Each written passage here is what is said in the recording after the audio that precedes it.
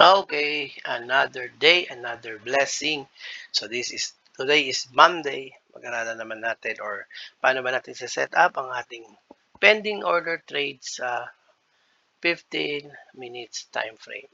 So sa 15 minutes, ganun ulit, i-load natin ang ating zigzag. So as you can see here, this is our last low. And then from here, magkakaroon tayo ng break ng resistance.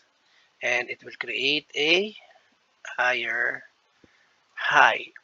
And then from this, nagkaroon ng structure, internal structure pababa, but pagdating dito, it breaks our previous resistance, which is here.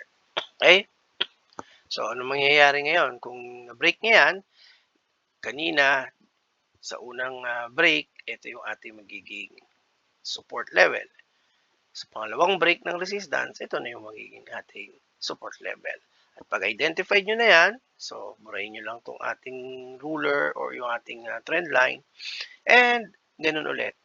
Gamit tayo ng Fibonacci, objects, and lagay natin sa support, papunta sa resistance. At kunin natin ang range ng 61.8 to 100. And maglagay tayo ng entry level. Stop loss natin, 39.82. At ang ating take profit, syempre, ay yung ating range between 0 to 23.6.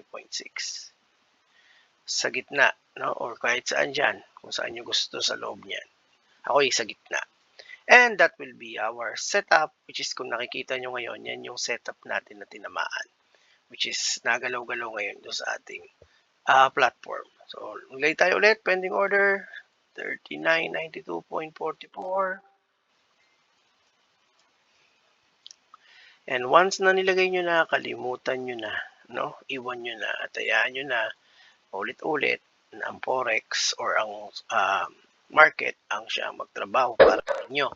Okay? So that will be our buy limit. So tapos na yung 15 minutes plano natin para sa gold.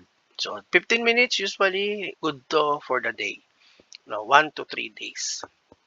Pwede niyang tamaan yan at malalaman nyo na if these trades will win or lose. Okay, iwan na natin yan. So, proceed tayo sa last, which is the 1 minute time frame and the shortest time frame na pwede natin, which is good for half day or 1 day na plano.